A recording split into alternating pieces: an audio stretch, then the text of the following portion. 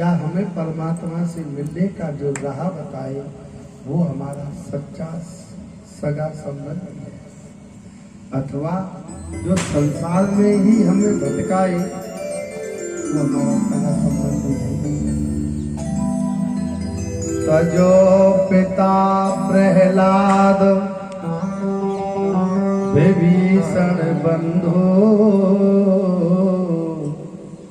भरत मेहता। प्रहलाद जी महाराज ने अपने पिता का त्याग कर दिया था, किस बात पर कि तुम हमें नारायण नारायण क्यों नहीं जपने देते। विभीषण जी महाराज ने अपने भाई रावण का त्याग कर दिया था कि तुम हमें गलत क्यों समझ रहे हो। हम तुमसे यही कह रहे हैं कि तुम जगत जननी को, उस परम पिता परमात्मा को वापस लौटा दो। और भरत जी ने कैकेयी का त्याग इसीलिए कर दिया था कि तुम राम जैसे परब्रह्म को समझ नहीं पाए। भरत जो हरि का हमें दर्शन ना कराने के लिए प्रेरित करता हो, उसकी बातों को मत सुनना। जो हरि से हमें मिलाने की बात करता हो, जो हरि की चर्चा हमें सुना करके उसके नजदीक ले जाए, उसको सुनना चाहिए। आज माता पार्वती ध्यान लगा करके बैठ गई और ऐसी कथा सुनी कि शरीर का वजन कम हुआ और नींद आई। भगवान शंकर सुनाते हैं। अब तो जब कथा समापन हुई तो आंख खोली, क्या देखा कि अरे ये तो सोई बैठी है। ताली बजाई और ताली बजा करके माता जगी, ओ महाराज महाराज गलती हो गई, मैं तो सो गई। अरे अगर तुम सोई हुई थी तो ये हुंकारे किसने भरे।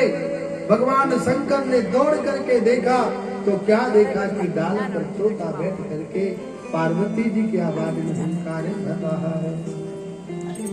भगवान शंकर उसके पीछे पीछे दौड़े, तोता उड़ करके भागा। कहाँ? व्यास जी के आश्रम की तरफ गया और व्यास जी की पत्नी वितिका मासिक धर्म से निवृत्त होकर के अपने केसों को सुखा रही थी और भीतर प्रवेश कर गया। महाराज भगवान शंकर खड़े हो गए कि मैं छोड़ूंगा नहीं, तू कभी तो बाहर निकलेगा। भगवान व्यास जी बाहर आए, हे बोले बाबा मेरा भाग्य जग गया, आप कहो किस लिए आए हैं, आप मेरी कुटिया में आओ। भगवान शंकर कहते नहीं आऊंगा, तुम्हारी कुटिया में मेरा शत्रु है। बोले कहाँ? तुम्हारी पत्नी के घर में।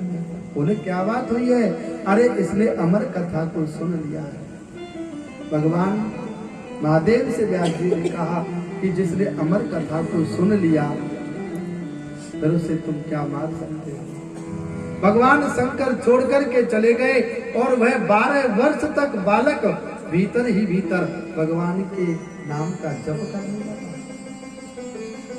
एक दिन भगवान व्यास कहने लगे, बेटा तुम बाहर निकल करके आया, तुम्हारी माँ को बहुत कष्ट होता है।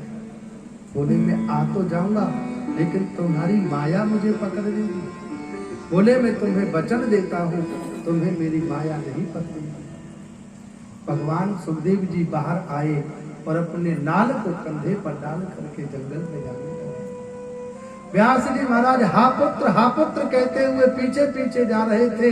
हे मेरे पुत्र तुम रुक जाओ, अभी तुम कुछ दिन अपनी माता के पास में रहो, माता की ममता का तुम सुख पाओ और पिता का दुलार पाओ।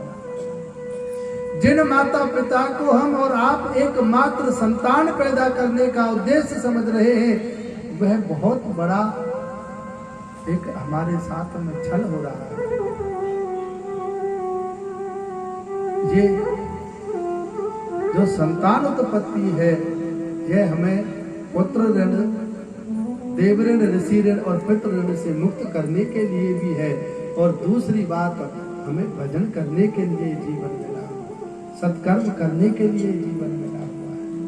हे बेटा तू अपनी माँ को दुख मुख दिखाएगा और जैसे ही तेरा नाल छेदन होगा, मैं तेरा दर्शन करूंगा तो मैं अपने तीनों ऋणों से मुक्त हो जाऊंगा।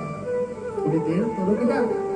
लेकिन सुखदेव जी महाराज जंगल में चले गए और वहां से वृक्षों ने आवाज लगाई कि अरे तुम जैसा ब्रह्म ज्ञानी होकर के भी इस सांसारिक माया से ग्रसित होकर के अपने पुत्र मोह में रो रहा है, हम जैसों की फिर क्या हालत होगी। जैसे ही सुना कि मेरे पुत्र की बड़ाई तो ये वृक्ष भी कर रहे हैं, पेड़ भी कर रहे हैं, महाराज लौट करके चले जा रहे थे। रास्ते में कुछ महिलाएं मिली और व्यास जी को देख करके वो वस्त्र पहनने लगी। व्यास जी ने कहा कि अभी अभी यहाँ से मेरा 16 वर्षीय पुत्र गया था, तब तो तुमने वस्त्र नहीं पहने थे और मुझे देख करके तुम वस्त्र पहन रही हो। उन स्त्रियों ने कहा कि महाराज आपको तो स्त्री और पुरुष का सब ज्ञान है, लेकिन आपके पुत्र को सिवाय भगवान के कोई ज्ञान ही नहीं। अपनी कुटिया में लौट आए, नारद जी आए और नारद जी से फिर व्यास जी ने कहा कि पुत्र तो मिला, लेकिन किस काम का हो तो छोड़ करके चला गया, तुम्हारी भागवत यों की यों रखी। उन्होंने कहा चिंता मत करना। व्यास जी महाराज के 2 शिष्यों को बुलाया और 2 शिष्यों को 2 मंत्र याद कराए। कहा बेटा तुम यहां से थोड़ी दूरी पर सुखदेव जी रहते हैं और तुम उनके पास में जाकर के ये मंत्र सुना। वो गए, उन्होंने सुखदेव जी को देख करके पहला श्लोक बोला, वरहापीडम नटवर बपु करणयो करणकारम बेप्रदवास कनक कपिसं वैजयन्ते चमाना रंध्रान वेणोरधर सुदया पूर्यन गोप वृंदई वृंदारण्यम स्वपद रमणम प्राविशद गीत के।